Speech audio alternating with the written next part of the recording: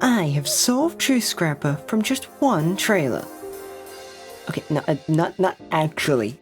But I'm here to try and make sense of the noise for you today. I'll be gathering up screenshots from the website to put alongside the trailer to have a more coherent timeline of events, before heading into the social media post to look at the world building snippets we've been given. This is my first time doing this sort of video, but I don't want to waste your time, so let's get right into it. To begin with the first animated scene of the trailer, we can see Susette looking over toward a town in the distance. She turns and the text "From the creator of In Stars and Time" appears. Clearly, this means the game is a sequel to In Stars. It's been established that this is a whole new story multiple times in the lead up to this trailer. Regardless, remember the town in the background. Susette likely wakes up met by Amor, seeing as she opens her eyes to meet him. Susette takes in the person in front of her. This scene looking down at the book could be before or after meeting Amor, as the time is the same, but I suspect it's after being questioned on who she is, as she quickly realizes she doesn't remember. In the brief interview Adrian gave, she states that by touching her scrapbook, a journal filled with memories, she can remember whatever she wrote down throughout her life. She likely does this here to get a refresher, as she seems more aware of her situation after. On this book there are two stars or suns of some sort, and some sort of symbol in the center of the book. I personally don't have anything that comes to mind with it, but if you do, let me know. We get some lovely inner monologue of her questioning herself, perhaps disliking the content, or lack thereof, of the journal, before relaying the info she has to Amor. She says she has more holes in her brain than usual Truth Scrappers, which could indicate a few things. Maybe she suspects normal Truth Scrappers don't forget who they are, and that she thinks she is unusual. Or, as indicated by the interview, it's likely all Truth Scrappers are here to forget. Whether Susette knows this is unclear, but it's possible that the Truth Scrappers aren't the most solid morally, seeing as they take people who want to forget and put them into work in exchange for helping them. We can look more into the Truth Scrappers later once we get to the social media posts. Amor agrees to help Susette, once again seeing the town in the background, implying this is a sort of starting area of the game, seeing as it's the first thing we saw in the first animated scene. The pair begin to head for the Dwell. The Dwell is stated in the Steam page to be a mysterious sinkhole, the reason Susette is here in the first place. Susette, likely once arriving, jots down some memories of the trip. This is separate to the memories of the Dwell in general, as indicated by the text under the memories. Susette can choose to remember smelling a flower, seeing a funny cloud, hearing birds, along with her daydreaming of speaking with people, unaware of how to interact with them. This is fitting considering she doesn't really know who she is at this point. She can also recall finishing reading a ritual guide, perhaps the rituals of saturation, as I will get into once it pops up. Alternatively, she could have run some of the way, perhaps a path of using her body more than her brain, maybe allowing easier connection with Amor. This indicates to me that these lists of memories here dictate how skillful she is in a certain area, either being more charismatic or being more knowledgeable. It seems that this, along with the other senses she takes interest in, will dictate the kind of person she is. After making your choice, you're prompted to write interesting memories from now on. Show every Susette that life is worth the living. This pretty much tells us that Susette's self after every day is considered a new person.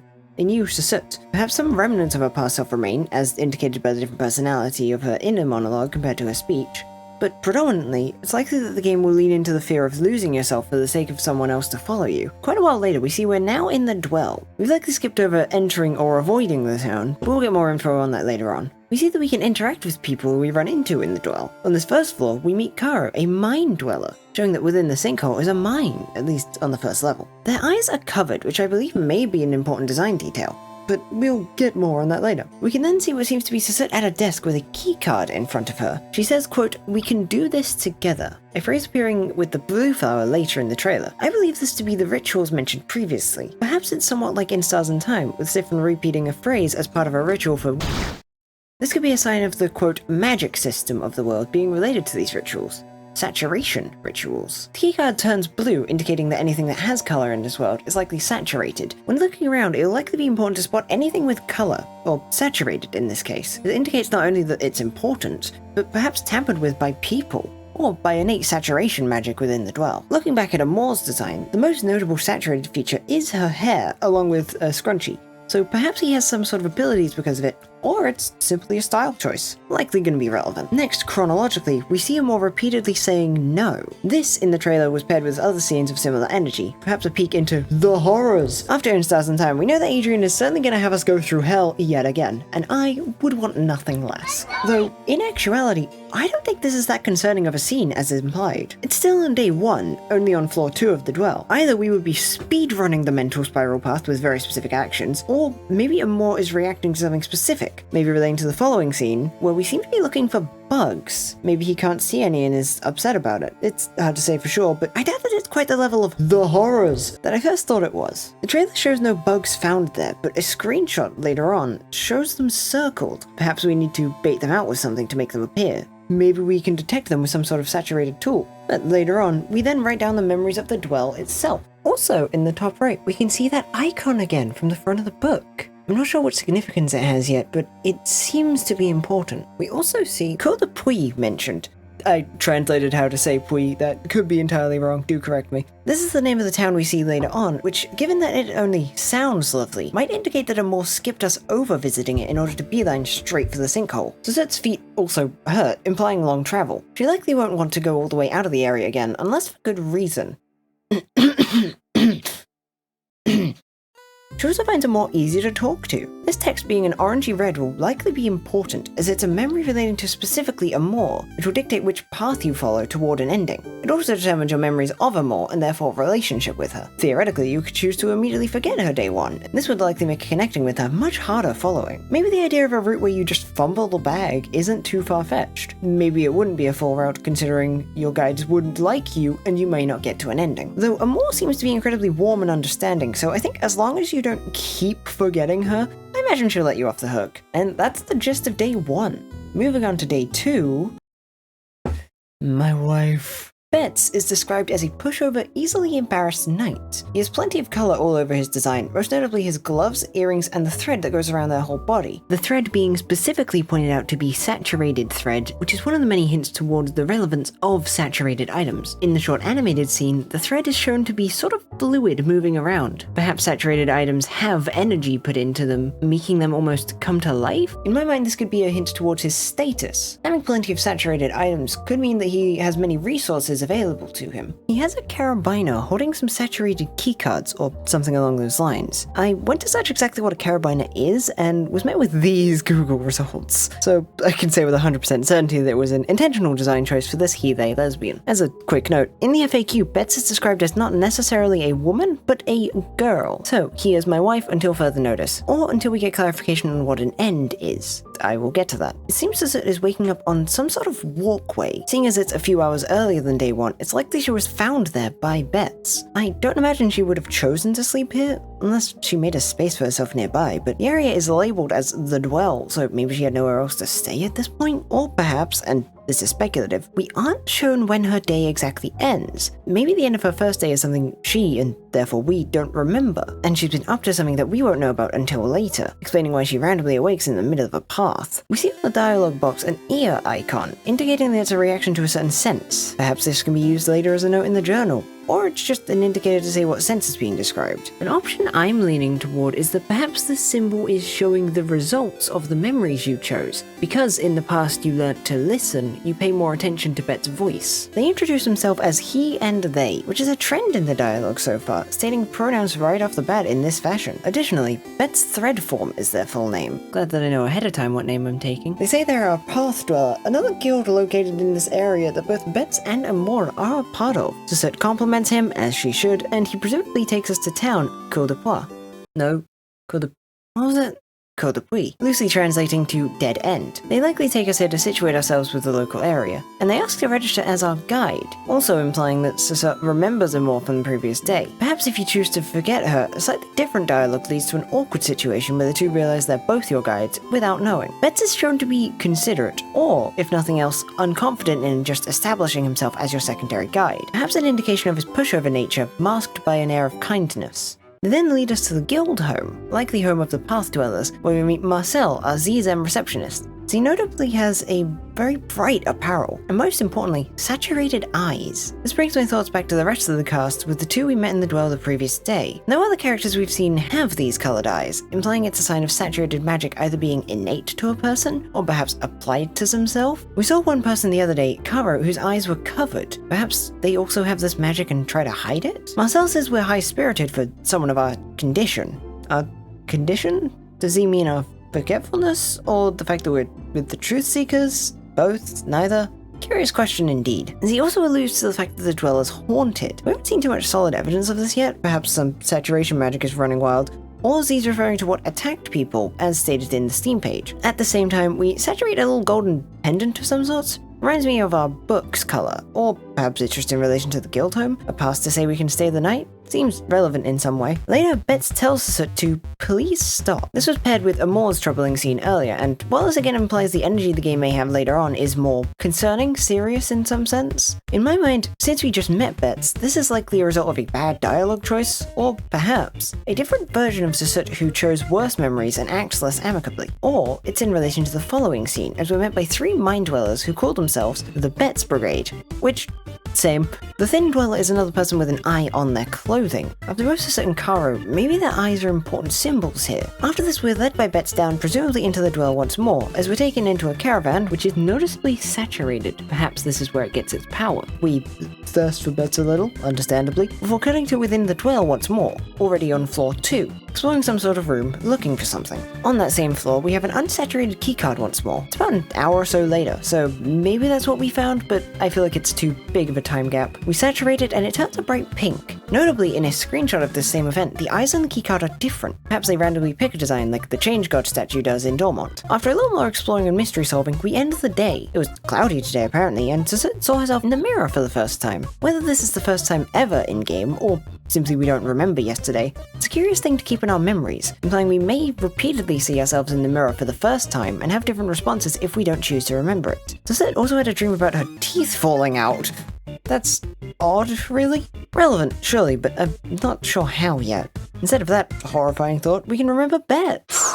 This text is again in a certain color with an up arrow, implying this progresses our friendship with them. Another speculative idea is, since we can choose to remember a horrifying dream, I wonder if these dreams are the secret to a true route, where by choosing to remember the dreams at the cost of remembering them, we can learn more about Sasut's past. This is the last we see of day 2, but there's a few more important moments before we move on to the social media. In some screenshots, we can see Sasut looking back toward the town back in the empty field. We're on day 12, late at night. This is a day we see once or twice, so it may be a relevant day, or simply what was chosen to be shown off in the trailer. She thinks to herself, but on my last day of this earth, I want to convince myself that even happier days are waiting for us. This could either be something she thinks every day, or perhaps this is a more relevant time. We are far away from Cul de Puy? What the f is wrong with me? We are far away from Cul de Puy, which I don't think is something we would do every day. She seems hopeful, if upset, that this is her last day that she'll exist. She then takes a scrapbook and, judging from the contents within, that she's meant to write more before sleeping. This might be a reoccurring text box every day before selecting memories. These memories may be taken here on the path to the dwell, or perhaps they're before the day starts. For the end of the day, they seem surprisingly hollow memories. Seeing a funny cloud and finishing a book? And plus it's the path to the dwell, although maybe that's simply the name of the location. The text about Inner Thought reads, I hope you keep an eye out for interesting books to read, Sasut.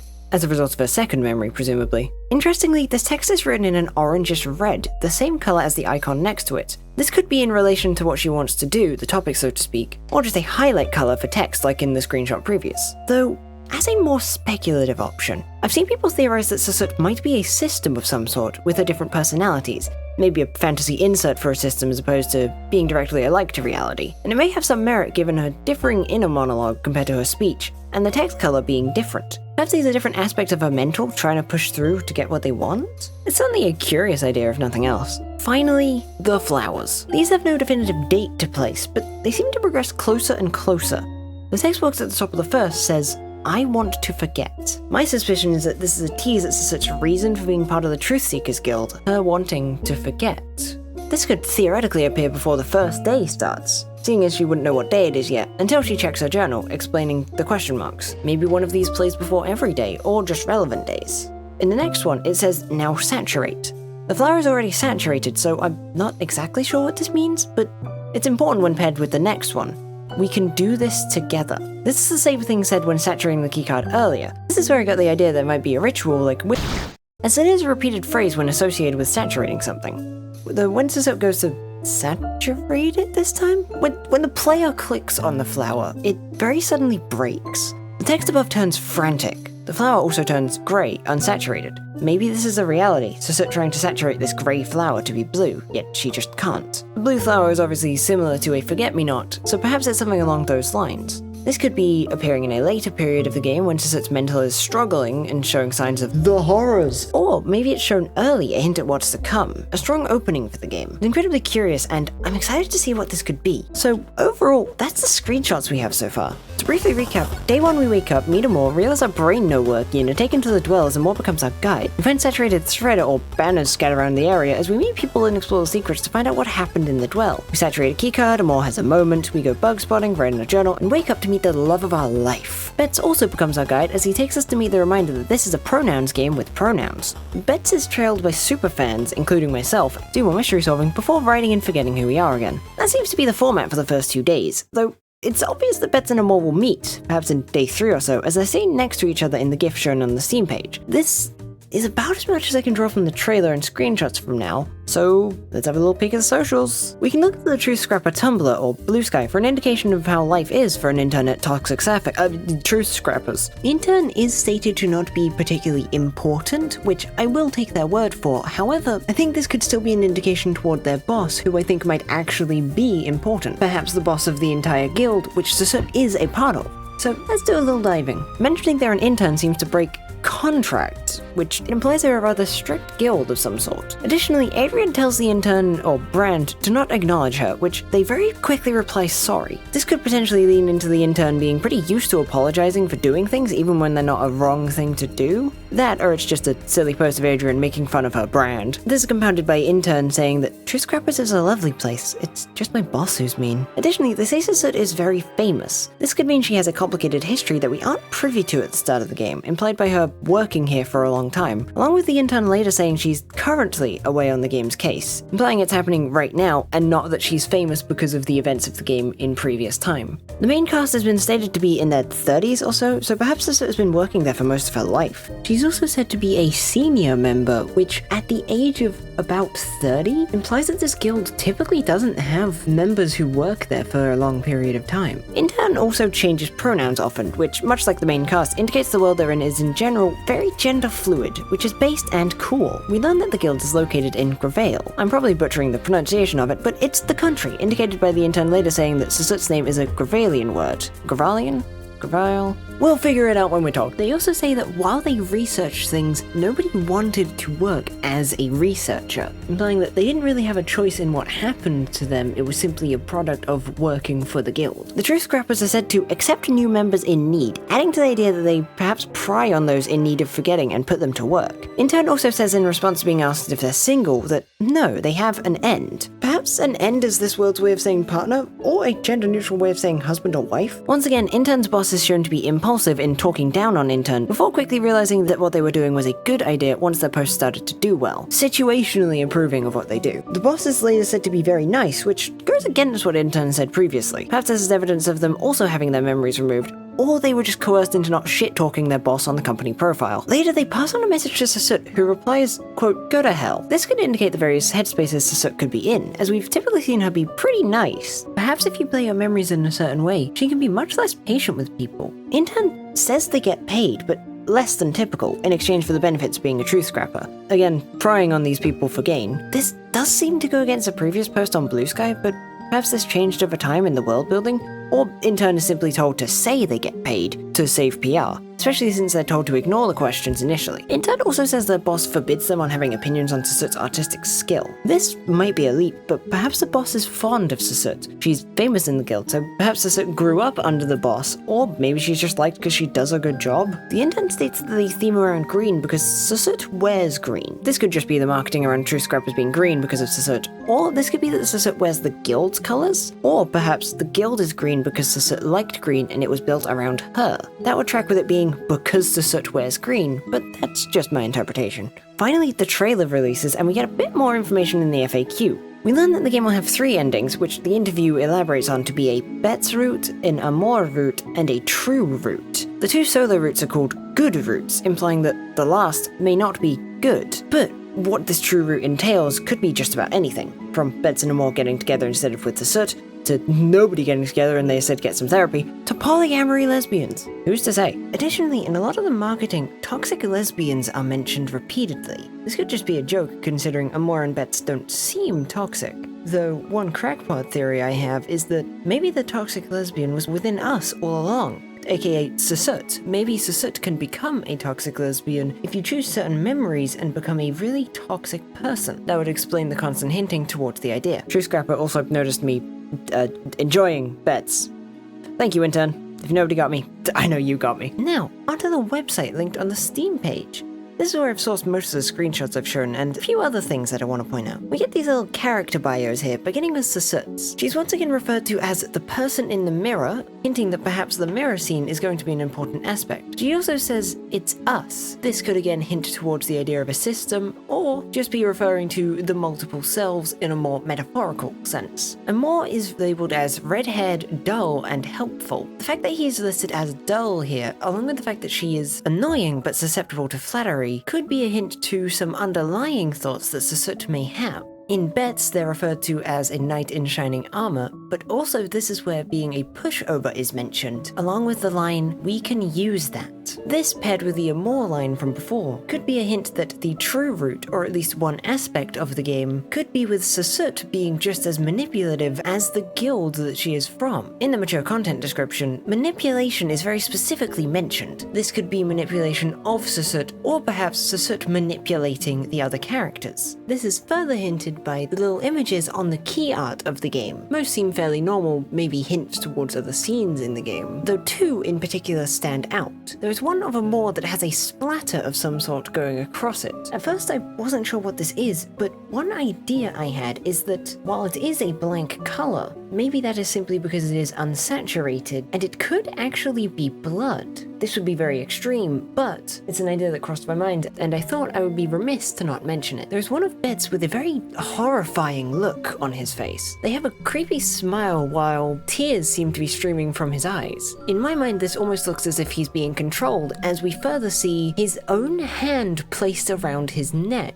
This is obviously their hand considering the color and the lines defining the glove. Theoretically, someone, Susut maybe, could have taken their glove. But I think this is much more likely leaning into the pushover aspect, potentially meaning they can be manipulated or controlled in some way, potentially using saturation rituals as a way of controlling them. Something to keep in mind for what theoretically could be the horrors. This is also where it is established that true scrappers are the people that have been attacked and lost their sense of will. The website is also where it states that picking your memories will alter Susut's feelings and reactions to events. It said that the game has a distinctly branching story depending on which guide you choose to remember more fondly, or not. The or not could simply be referring to choosing one over the other, or it could be a hint to an option for what the true route may be, where you forget both. As one final thing, I decided to look back on the Project TS tag on Adrian's Tumblr to dig up any other scraps of info. These are scattered, and I also did this at the end of making this video, so the rest of the video was made without this refresh. Pause to read any of them if you feel like it. True Scrapper has a magic system. This is almost certainly saturation. World building is wordplay based. The game itself is both Scrapper and Scraper, as an example, so it'll be fun to see what exactly this means. Adrian deconfirmed hot old people, then they reconfirmed them with side characters. Hell yeah. Susut is a girl boss. Sure. Okay. There's also a girl loser. I think it's Bets. I hope it's Bets. It better be Bets. You can pet the cat and dog. It won't be as much of a therapy session as Izad, or it'll be a different therapy session. So perhaps it won't quite have the horrors as I first thought, but who's to say? Sif Loop enjoyers will love the game. For some reason, and not the obvious spoilery one. Susut is like this dog. I agree. There will be a boiled egg questline. Type shit. Going to the club or library would make Susut worse. Amor is perfect the way he is, and Bets is undisclosed. If the club or library won't, I can fix them. Adrian also straight up told us the game's elevator pitch. This is a Tumblr game. Susut and Bets smell good. Susut knows what communication is? Sure. Okay, yeah, I'll believe you. Susut is also said to be so hinged. I call bullcrap. Amor thinks his best feature is his arms, Bets thinks it's his brain, okay? And Susut's is her badonk. It's her boobs. Adrian also teased the memory choosing aspect of the game. Neat. And that's pretty much all I have for you. Hopefully this is able to collect all of the different pieces of information we have on this game. If there's anything I missed, do put it out in the comments for other people to see. If people find this video interesting, I might make more following up on the devlogs that Adrian may make on the game. But in general, this has been very fun to make, and I am so normal about this game. I'm going to be so normal. Everything will be normal. I'm going to be so normal. Everything's going to be so normal. I'm going to be normal about this game. I'm normal. My wife.